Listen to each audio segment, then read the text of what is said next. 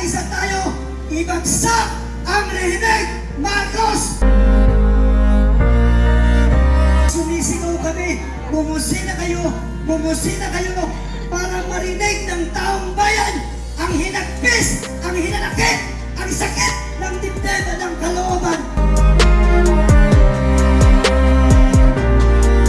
Magsama-sama tayo, ibagsak ang Rehimeng Marcos! We are now called a country of thieves. Alam po ninyo yon, a country na kung saan nandito yung mga magnanakaw.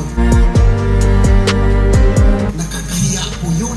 I'm not proud to be a Filipino if my country is called country of thieves. Mali na po ang ginagawa ng gobyerno. Hindi na po yan tama. Ngayon, ito na ang pagkakataon natin upang tayo magkaisa, ipaglaban natin ang ating karapatan.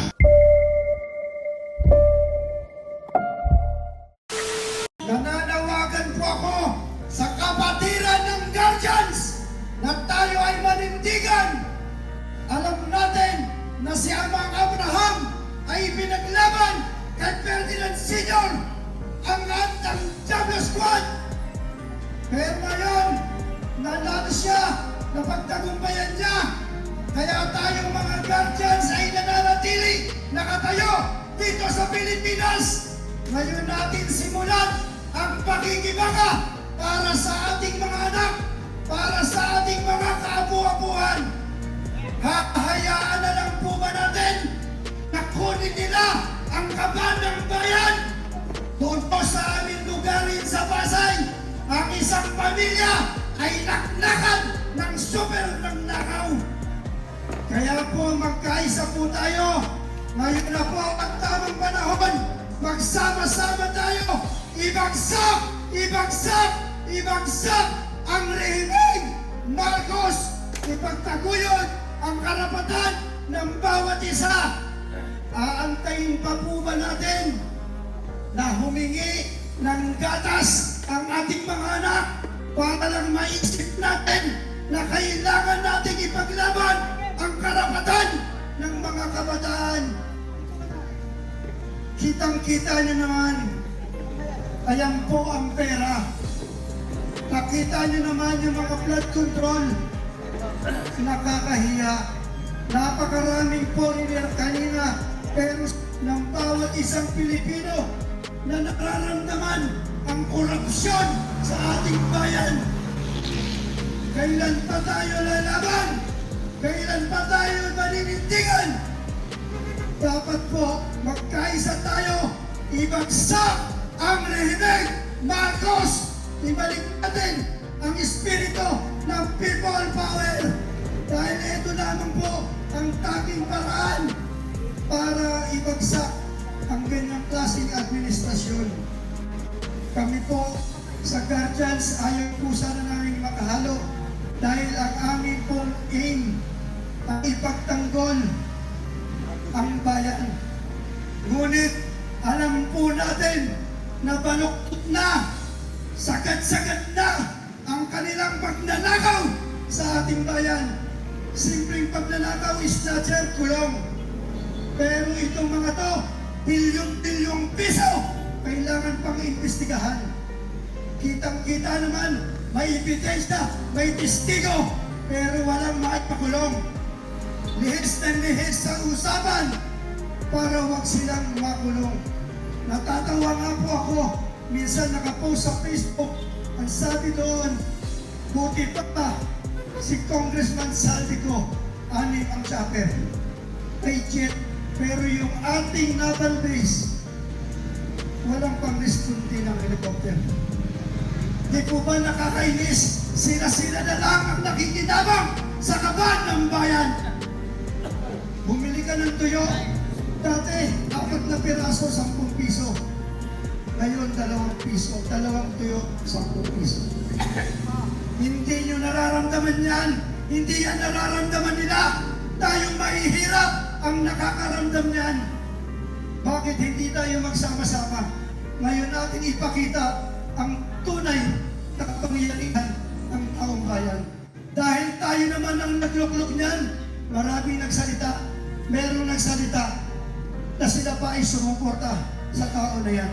Ganon din po tayo. Sinuportahan po natin yan dahil naniniwala po tayo na mapapaganda niya ang gobyerno ng Pilipinas. Pero saan po tayo ngayon? Nasaan po tayo ngayon?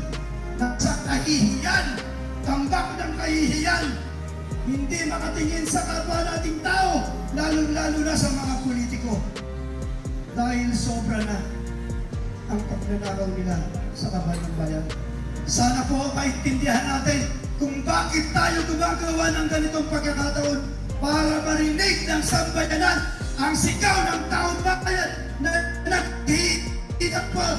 nag-iinap pa sa sobrang sama ng loob. Magsama-sama po tayo para mapagtagumpayan po natin ang ating kahilingan na pababain ang lahat ng korap na opisyalis ng ating gobyerno. Maraming salamat po. Dani Pancha po from Pasay, maninindigan kami, kasama kami sa pagbagsak ng Hilig Marcos. Former Major Edwin Masbag of Kabukgayan, Biliran, Eastern Samar. Ito po ang misyon ko na mabago ang Pilipinas sa pamamagitan ng pagdasal. Kakaiba ako, naging mayor ako. Pero, bakit? Ang korupsyon ay isang kanser ng ating bayan. Hindi yan mababago hanggat tayong mga Pilipino ay di magkaisa para sa tunay na pagbabago. Bakit? The concept of our government is contesting to the Filipino culture. I will not explain it anymore because it will happen in the coming days. Halos lahat ng mga politiko na nanalo ay mga magnanakaw, mga mandarambong sa kaban ng bayan. Hindi natin nakita ang tunay na malasakit at pagmamahal nila para sa taong bayan. Ang pangako nila nung sila ay tumatakbo, ang sabi nila, uunahin ng taong bayan. Yun pala, uunahin ng kaban ng bayan. Nasaan? Nasaan sila kumukuha ng kapal ng mga mukha nila? Nasaan sila kumukuha ng katalinuhan na wala sila? Sapagkat hindi sila matatalino, lahat sila mga bobo. Dahil kung matatalino sila, hindi sila magnanakaw sa kaban ng bayan. Dahil ang pagnanakaw ay siyang sanhi ng kahirapan sa ating lipunan. Kahirapan na ngayon nararanasan ng sobra-sobra ng ordinaryong Pilipino. Grabing pahirap sa ating ginagawa ng mga hayop na politikong ito. Mga walang kwentang politiko. Sana sa darating na mga eleksyon, hanggang ngayon, huwag niyong ipagpapalit ang inyong 3 taon na isasakripisyo sa halagang 500 piso para iboto ang mga putang inang politikong yan. Alam nyo, hindi masama magmura sapagkat hindi sapat na murahin ang mga hayop na politikong ito sa ginagawa nilang pagnakaw sa kaban ng bayan. Dahil bawat sentimong ninanakaw nila ay ang kapalit, ang kinabukasan ng kabataan. Dahil naniniwala tayo na ang kabataan ay pag-asa ng bayan. Paano na lang magiging pag-asa ng bayan kung bawat sentimo ay ninanakaw ng mga politiko? Ngayon naman, mananawagan ako ulit sa mga kataas-taasan nating mga naglilingkod sa bayan. Ginoong General Browner, alam naming matalino ka. Alam namin may prinsipyo ka. Alam namin may dignidad ka. Pero panahon na para buksan mo ang tenga mo at ang puso. Unahin mo ang mga ordinaryong Pilipino. Huwag ka maging sunod-sunuran sa mga politikong magnanakaw na ginagamit ka lamang. Tandaan mo, si Torre ay nagsilbi sa kanila. Lahat ay ginawa ni Torre sa kanila. Pero sa huli, ano ang ginawa nila kay Torre?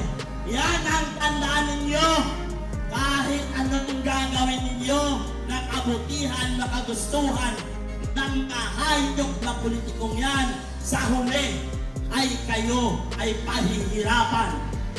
Kaya habang may panahon pa, Ginoong Browner, pakinggan mo ang hinaing ng taong bayan na nagsumamo sa iyo. Panahon na para taong bayan naman ang pakinggan, sapagkat ulit-ulit ko pong sinasabi, huwag niyo pong sabihin citing to sedition itong sasabihin ko. Hindi po ako tanga. Tandaan po ninyo, wala po sa konstitusyon natin na nakasaad na protektahan ninyo ang mga politikong magnanakaw. Nakasaad po sa konstitusyon natin na protektahan ninyo ang bansang Pilipinas at ang mga ordinaryong Pilipino na kaaway ay gobyerno. Dahil sa panahon na wala nang matakbuhan ang mga ordinaryong Pilipino, dahil ang gobyernong ito ang kalaban nila, sa inyo tatakbo at sa kayo ay kakampi at papanig sa kanila.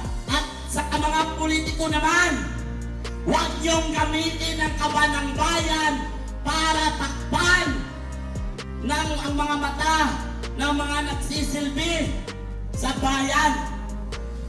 Huwag po magpagamit, Ginoong Browner. Huwag po sundin po ninyo ang inyong sinumpaang salaysay na protektahan ang bansang ito. Huwag niyo pong protektahan ang mga magnanakaw na politiko. At huwag po ninyong gagamitin ang Intel Fund na yan para subaybayan ang mga taong nakikipaglaban para sa ilang bayan. Gamitin ninyo ang Intel Fund na yan para hulihin ang mga politikong magnanakaw. Dahil ang mga nagsasalita rito ay hindi mga magnanakaw. Bakit lahat ng mga magnanakaw ay malaya? Ilang buwan ng investigasyon, hindi ninyo mahuli-huli. Pero bakit ang ordinaryong Pilipino na nakaw lang ng isang convict, kulong agad? Nasaan ang pagmamahal ninyo sa bayan? Sana magising na kayo sa katotohanan na sa panahon ngayon ay kailangan kayo ng bansa ninyo. Hindi ninyo kailangan ng kaba ng bayan. Mahiya naman kayo. Mga hayop kayo para sa mga politiko na walang kwenta. Napakamalutong na putang ina ninyo.